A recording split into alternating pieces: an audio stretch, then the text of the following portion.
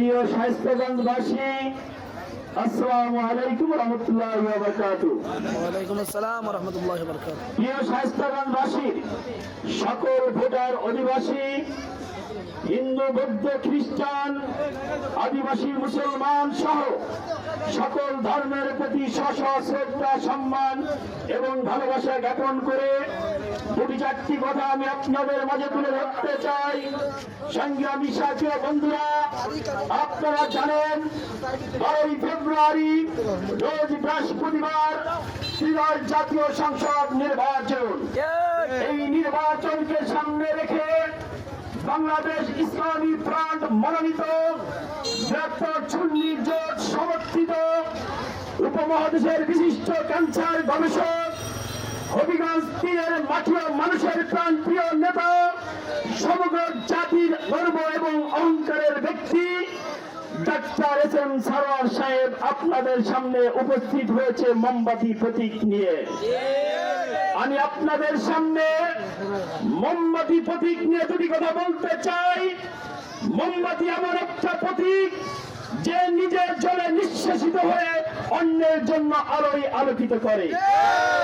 আপনারা জানেন মোমবাতি এমন একটা পবিত্র আলো যা মসজিদ, মন্দির, গির্জা সহ জন্মদিন এবং মৃত্যুদিনের উৎসবেও তাকে প্রজ্বলিত করা হয়। আমরা চাই এই মোমবাতির আলোয় আলোকিত হোক জাতীয় সংসদ ভবন। মোমবাতির আলো যেমন নিজের নিঃশ্বাসিত হয়ে অন্যের জন্য আলোকিত করে, ডাক্তার এস.এম. সারোয়ার সাহেব তিনিও মানুষের সেবায় নিজেকে নিয়োজিত করে মোমবাতির আলোর মতোই নিজেকে উৎসর্গিত করতে চায়। আমি কবি রবীন্দ্রনাথ ঠাকুরের ভাষায় একটি কাব্য বলতে চাই। আই চলে আই ধূমকেতু, আদারবাদ অগ্নি সেতু, দুটো এই দুর্গা শিরে উড়িয়েতে তোরে বিজয় কীর্তন। ঠিক বাংলার আকাশে যখন অন্ধকার আমানুষের ঘনঘটা বইছে, তখন এই মুক্তির বার্তা নিয়ে আপনাদের সামনে হাজির হয়েছে ডাক্তার এস.এম. সারোয়ার সাহেব।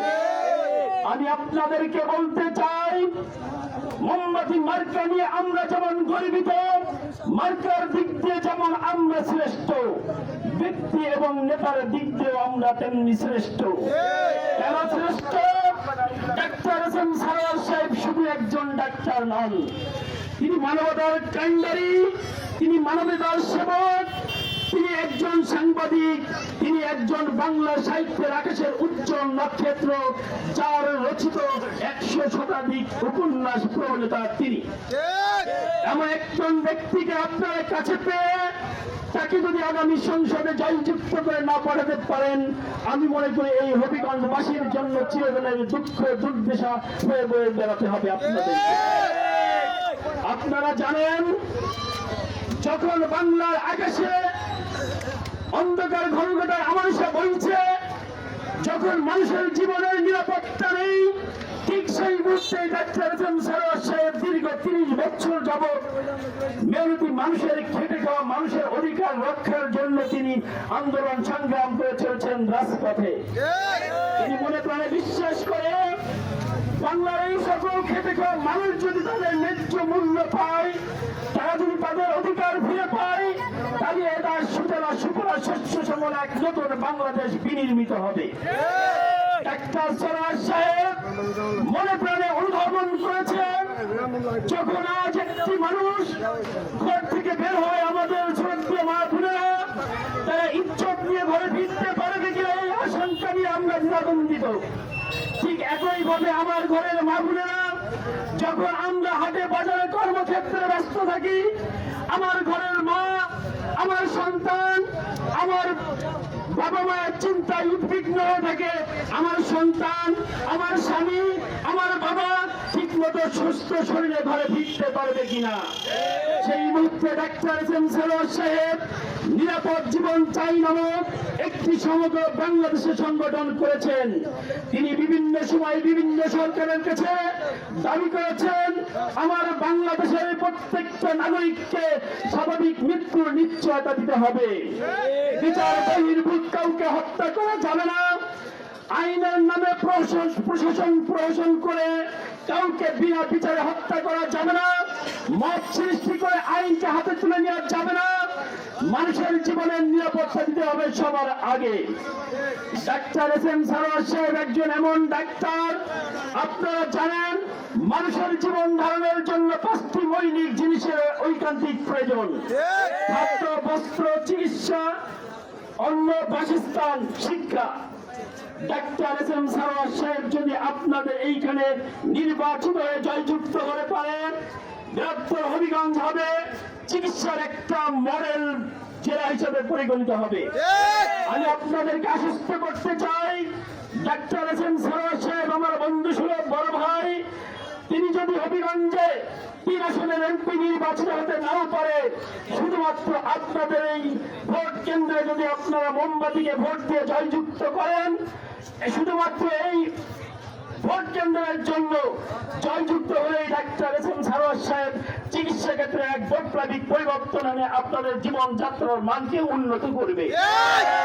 Doctor SM. সারোয়ার সাহেব এমন একজন ব্যক্তি যাকে নিয়ে আমরা চিকিৎসা ক্ষেত্রে নোবেল বিজয়ের স্বপ্ন দেখি, আর সেটা যদি আমরা বাস্তবায়ন করতে পারি, শুধুমাত্র হবিগঞ্জের জন্য গর্ব আর অহংকার হবে না, তিনি হবেন সমগ্র জাতির জন্য গর্ব এবং অহংকারের বস্তু। সাথে সাথে একটি কথা আমি আপনাদেরকে মনে করিয়ে দিতে চাই, আমরা আর এই গতানুগতিক কথার বিশ্বাসী নই। আমার ভোট আমি দেব, যাকে খুশি তাকে দেব, এই নীতি আর আদর্শ এখন চলবে না। আমার ভোট আমি দেব, যোগ্য এবং সৎ ব্যক্তিকে দিব। আমি এতক্ষণ পরে আপনাদের যে ব্যক্তির পরিচয় দিয়েছি, আমি মনে প্রাণে বিশ্বাস করি হবিগঞ্জ কোন নেতার ব্যাকগ্রাউন্ডে এত বড় সফলতার চাবিকাঠি নেই। তাই যদি হয়ে থাকে, তাহলে আমার একজন যোগ্য ব্যক্তিকে যদি আমরা জাতীয় সংসদে পাঠাতে পারি, আমি মনে প্রায় বিশ্বাস করি আপনারা আমার সাথে একমত। ওই সংসদ ভবনে যদি 300 লোক সৎ চরিত্রবান হয়, তাহলে এই দেশ সুফলা শস্য শ্যামল এক নতুন সোনার বাংলাদেশে পরিণত হবে। আমরা 56,000 বর্গ কিলোমিটার জুড়ে একটি ভূখণ্ডই শুধু পাইনি, আমরা 56,000 বর্গ কিলোমিটার জুড়ে প্রত্যেকটা ধূলি করা স্বর্ণ রূপান্তরিত হয়েছে। আমরা বলবো একটি স্বর্ণ খনি পেয়েছি। আমরা 18 কোটি মানুষ শুধু পাইনি, যে মানুষ শ্রমজীবী মানুষ, যে মানুষ শ্রম দিতে জানে, এই মানুষগুলোকে যদি আমরা সঠিকভাবে কাজে ক্ষেত্রে ব্যবহার করতে পারি, এই 18 কোটি মানুষ প্রত্যেকে এক একটি গোল্ড।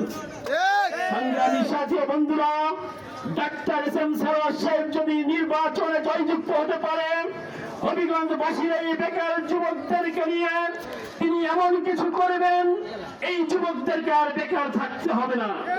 Doctor SM. সারোয়ার সাহেব জানেন কিভাবে মানুষের কর্মসংস্থান সৃষ্টি করতে হয়। আপনারা জেনে খুশি হবেন, ডাক্তার এস.এম. সারোয়ার সাহেব ইতিমধ্যে আপনাদের এই এলাকার উন্নয়নের জন্য যে সকল প্রতিশ্রুতি দিয়েছে, তিনি সংসদ সদস্য হোক আর না হোক, আপনাদের সেই সকল প্রতিশ্রুতি বাস্তবায়ন করবে ইনশাআল্লাহ। সংগ্রামী সাথী ও বন্ধুরা, আজকে সারাদিন আমরা এই গণসংযোগ করেছি, আপনারা ক্লান্ত, আমরাও ক্লান্ত, পরিশ্রান্ত। আমার বক্তব্য দীর্ঘায়িত করব না।